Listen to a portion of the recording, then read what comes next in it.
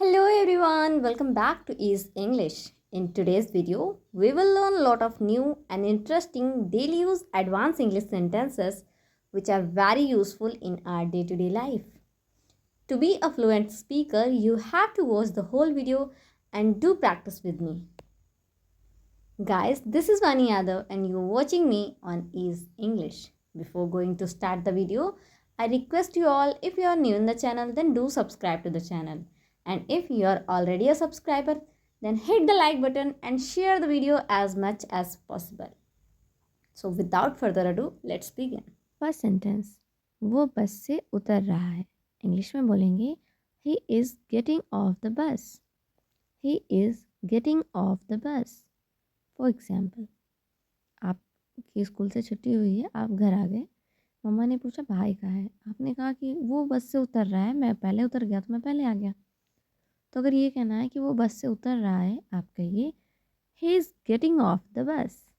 Next sentence, मैं सुबह से पढ़ रहा था। इंग्लिश में कहेंगे I have been studying since morning. I have been studying since morning. For example, आप पूरा दिन घर से बाहर नहीं निकले, जब इवनिंग में निकले तो आपके फ्रेंड्स पूछने लगे कि यार तुम सुबह से कहाँ थे। तो आप कहते हो कि मैं सुबह से पढ़ रहा था क्योंकि कल मेरा एग्ज़ाम है। अगर ये कहना है कि मैं सुबह से पढ़ रहा था, कहिए I have been studying since morning. I have been studying since morning. Next sentence, वो सोमवार से कोशिश कर रहा है। इंग्लिश में कहेंगे he has been trying since Monday. He has been trying since Monday. For example, आपका फ्रेंड है, उसे कहीं जाना है, तो वो जाने के लिए वहाँ पे टिकट वगैरह कलेक्ट करने की कोशिश कर रहा है, बट उसे मिल नहीं पा रहा है। तो आप किसी से बोल रहे हो कि वो सोमवार से कोशिश कर रहा है लेकिन अभी तक उसे टिकट मिले नहीं है। तो ये कहना है कि वो सोमवार से कोशिश कर रहा है, आप कहिए he has been trying since Monday. Next sentence, मैंने ये तुम्हारे लिए किया। इंग्लिश में कहेंगे I did it for you. I did it for you. For example, आपका फ्रेंड मंडे से टिकट के लिए परेशान है, तो आपने सोचा कि मैं उसकी हेल्प कर दूँ। आप कहीं से भी उसके लिए 2 टिकट ले आए। तो जब वो आपसे पूछता है कि तुमने ये क्यों किया, तो आप कहते हो ना कि मैंने ये तुम्हारे लिए किया क्योंकि तुम काफ़ी परेशान थे। तो अगर ये कहना है कि मैंने ये तुम्हारे लिए किया, आप कहिए आई did it for you. Next sentence, वो मेरे पास पैसे के लिए आया। इंग्लिश में कहेंगे he came to me for money. He came to me for money. For example, Sunday की छुट्टी थी और आपका फ्रेंड आपके घर आया, तो आपके पास वो किसी काम से आया। जब वो जाने लगता है तो मम्मी पूछती है कि वो तुम्हारे पास क्यों आया था, तो आपने कहा कि वो मेरे पास पैसों के लिए आया था। तो इस बात को इंग्लिश में कहिए he came to me for money. Next sentence, उस लड़के ने ये तुम्हारे लिए किया। इंग्लिश में कहेंगे that boy did it for you.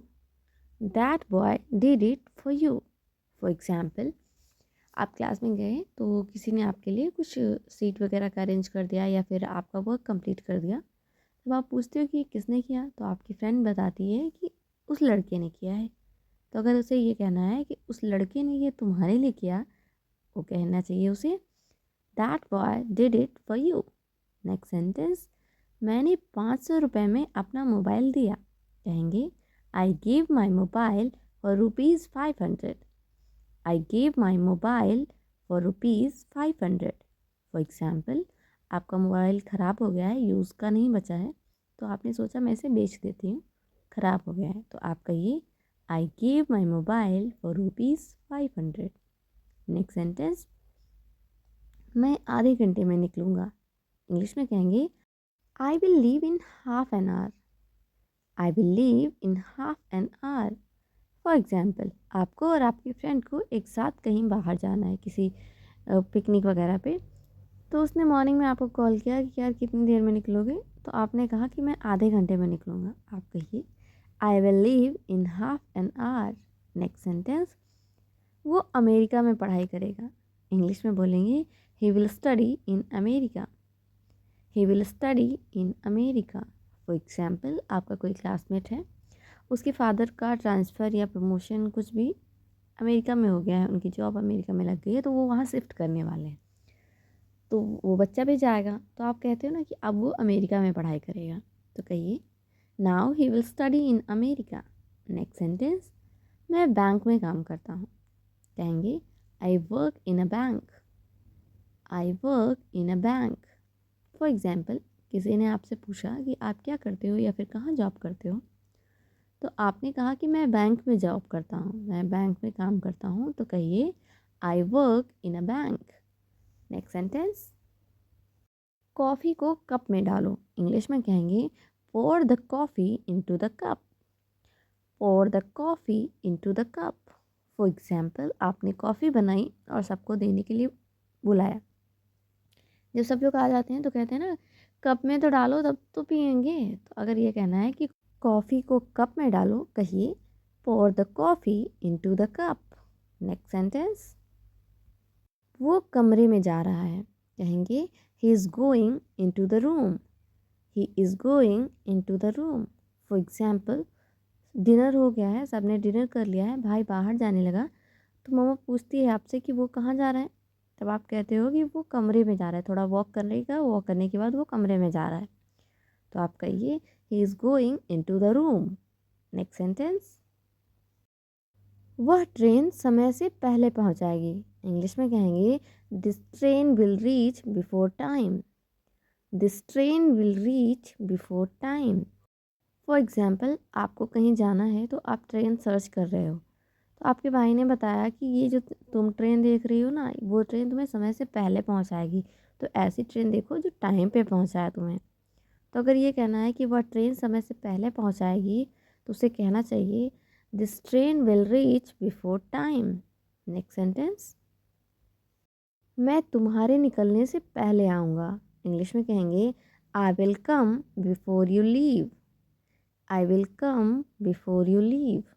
For example, आपका फ्रेंड कहीं बाहर जा रहा है, किसी जॉब के लिए जा रहा है, किसी वजह से बाहर जा रहा है, तो आपको उसे मिलने आना है। आपने कहा कि यार मैं तुम्हारे निकलने से पहले आ जाऊँगा, तो ऐसा कहना है कि मैं तुम्हारे निकलने से पहले आऊँगा, कहिए I will come before you leave. I will come before you leave. Next sentence, वो मेरे सामने टिक नहीं सकता, इंग्लिश में कहेंगे he can't stand in front of me. He can't stand in front of मी। या फिर आप ये भी कह सकते हो he can't stand before me. For example, आपको किसी पर्टिकुलर चीज़ में बहुत एक्सपर्ट हो आप, मतलब कोई गेम है जिसको खेलना आपको बहुत अच्छे से आता है, एक कंपटीशन रखा जा रहा है, तो आपको इतना कॉन्फिडेंस है अपने ऊपर कि आप कह रहे हो कि सामने वाला तो मेरे सामने टिक ही नहीं सकता। मीन्स से यू कैन से कॉन्फिडेंस और ओवर कॉन्फिडेंस। तो अगर ये कहना है आपको कि वो मेरे सामने टिक नहीं सकता, आप कहिए he can't stand in front of me. Next sentence, मैं तुमसे 10 बजे के बाद मिलूँगा, इंग्लिश में कहेंगे I will meet you after 10। I will meet you after 10। For example, आपको किसी ने कॉल किया कि आपसे मिलना है, आप किसी ऑफिस के एम्प्लॉय हो, आपके पास एक कॉल आई कि मुझे आपसे मिलना है, तो आपने कहा कि मैं 10 बजे ऑफिस आऊँगा, 10 बजे के बाद आपसे मिलूँगा, तो आप कहिए I will meet you after 10। Next sentence, मैं उनके बाद पहुँचा, इंग्लिश में कहेंगे I reached after them. I reached after them. For example, आपको ऑफिस जाना है, आप ऑफिस पहुँचे, तो वहाँ पे किसी ने आपसे पूछ लिया कि आप कब आए थे, आप उस समय टाइम नहीं देख पाए, तो आपने कहा कि जब वो सर आए थे तो मैं उनके बाद पहुँचा था, तो कहना है मैं उनके बाद पहुँचा, कहिए आई reached after them. Alright guys, that's all for today. I hope आपने वीडियो को पूरा देखा होगा, वीडियो आपको बहुत इंटरेस्टिंग लगा होगा और कई सारे नए नए सेंटेंसेस आपने सीखे भी होंगे। अगर वीडियो अच्छा लगा है तो प्लीज़ वीडियो को लाइक करें, ज़्यादा से ज़्यादा शेयर करें अपने फ्रेंड्स और फैमिली के साथ। और हाँ, चैनल पे पहली बार विजिट कर रहे हैं तो प्लीज़ चैनल को सब्सक्राइब करना बिल्कुल भी ना भूलें। मिलते हैं हमारे नेक्स्ट वीडियो में। Till then, bye bye.